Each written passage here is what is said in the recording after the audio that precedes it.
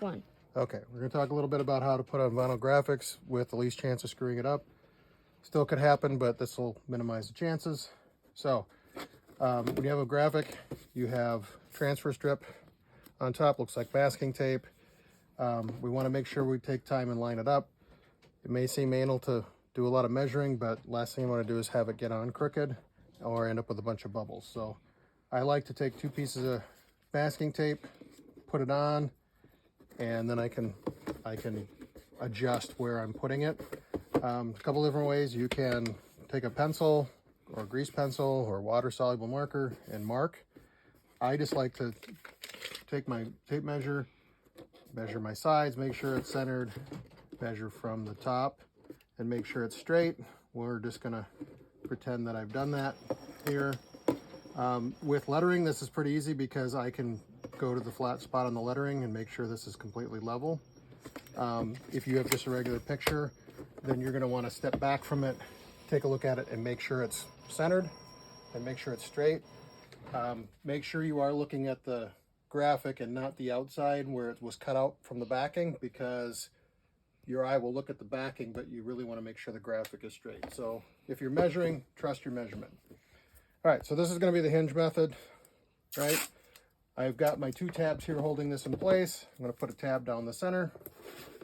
Okay, and that's going to basically hold it in place, because we don't want to just set the graphic on top, because you'll end up with a bunch of bubbles. So what you want to do is I'm going to lift the tab here, and then what I like to do is I like to put the tab along the bottom here, so when I put it back down, it gives me something to look at when I'm putting the graphic back down. And then I'm going to peel half of it. I don't need to go all the way to the tape, because once this is down, it'll hold the adhesive from the backing will hold it in place. I'm going to cut off the backing. And then I'm going to take my squeegee. If you don't have a squeegee, a credit card works great, because it's got a rounded edge. And then what I'm going to do is I'm going to rub back and forth. Come on over here, Ava. Rub back and forth all the way down this surface until that's where it's supposed to be.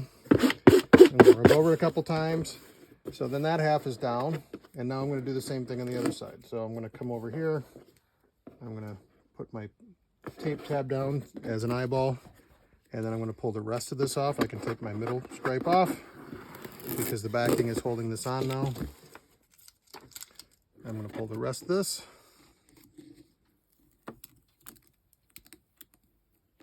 And then I'm going to do this. Oh, so try not to do that.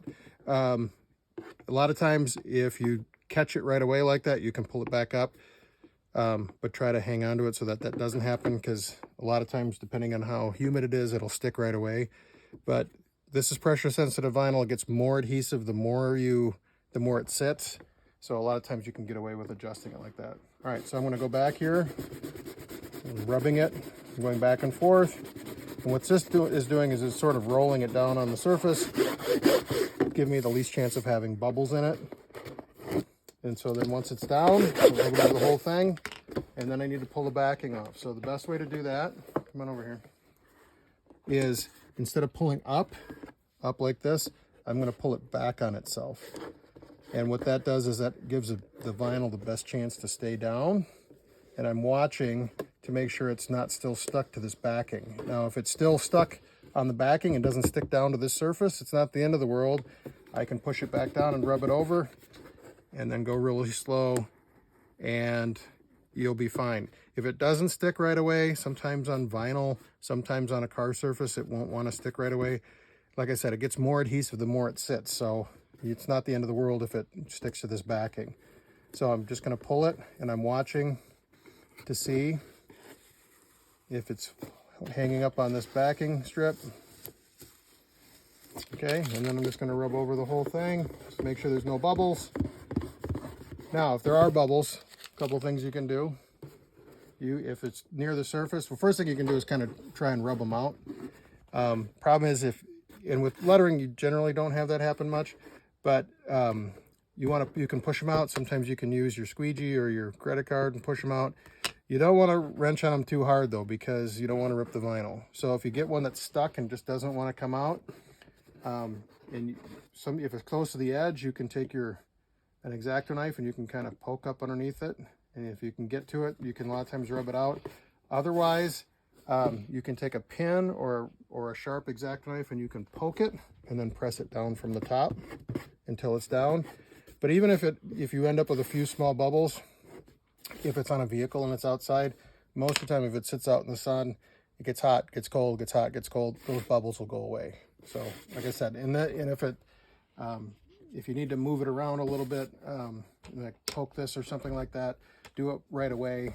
This gets, like I said, it adheres better the longer it stays on. So like I said, not a guarantee that you're not going to screw it up, but that gives kind of the best chance of not screwing it up. Yeah, so that's it.